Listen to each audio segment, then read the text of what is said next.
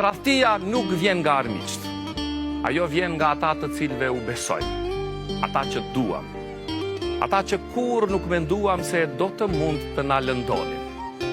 Tradhtia e atyre që duam është një thik që pret thellë jo vetëm përmes lëkurës, por përmes zemrës, përmes shpirtit.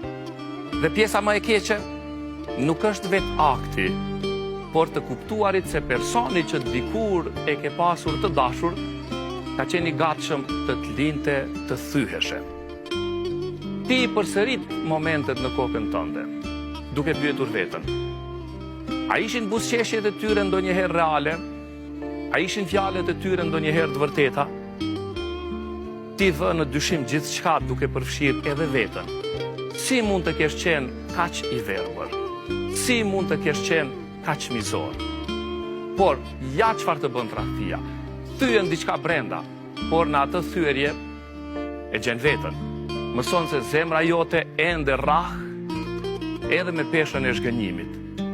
Ti zbulon se vlera jote nuk kishte kurr në duart e tyre.